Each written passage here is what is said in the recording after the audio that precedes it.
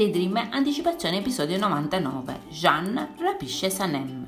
Uscendo da workshop di cucina per via dell'incidente procurato da Sanem a Pauline, Sanem e Jeanne, rimasti soli, discutono. Jeanne le chiede come mai tra lei e Git ci sia così tanta confidenza solo in pochi giorni e insiste nel sapere se lei sia stata mai a casa sua.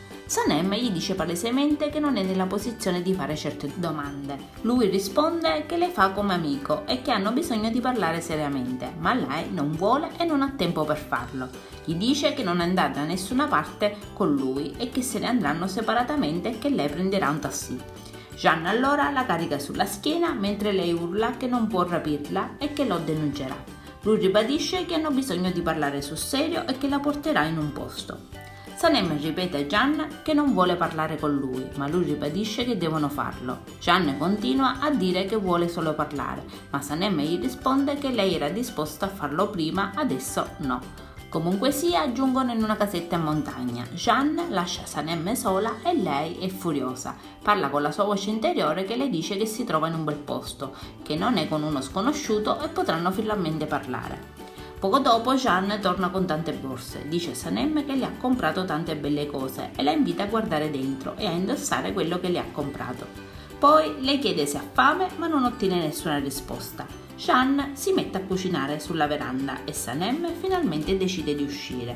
Jeanne la invita a mangiare ma Sanem è risoluta e risponde di no, anche se è evidente che vorrebbe farlo. Infatti poco dopo cede e comincia anche a parlargli. Al quartiere intanto Osman e Ayan stanno cercando di rianimare JJ, svenuto dopo che Ayan ha frainteso la storia della proposta di matrimonio. JJ sembra riprendersi, ma l'entusiasmo di Ayan lo fa svenire nuovamente. Ayan poi comunica a tutto il quartiere che si sposerà. Intanto in montagna Jeanne fa i complimenti a Sanem per come le sta la tuta blu, poi parlano. Lei gli dice che lo ama tanto e che forse lui si aspetterebbe che lei volesse ricominciare tutto da capo, ma lei non saprebbe come ricominciare né come continuare. Anche Jeanne le dice che lei forse si aspetta che lui le dica che è il miracolo della sua vita. Lei gli dice che invece non vuole niente da lui e che è finita. Poi vorrebbe andarsene da lì, ma lui ribadisce che non se ne andrà finché non avranno sistemato la loro situazione. Sanem ribatte che sta lasciando la donna che lo ama più di se stessa. Jeanne le ricorda che non sono riusciti ad essere amanti, quindi le propone di essere amici, ma Sanem non vuole la sua amicizia, i suoi amici sono abbastanza per lei.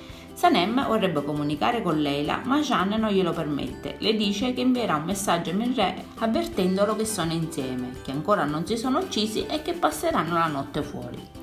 Pauline, Git e Leila parlano di quanto sta accadendo. Lui è preoccupato perché Jade ha portato via Sanem come un barbaro.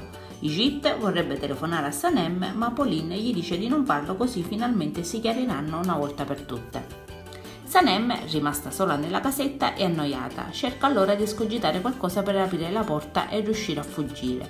Ci riesce e se ne va in motoslitta, mentre Jeanne ritorna con della legna.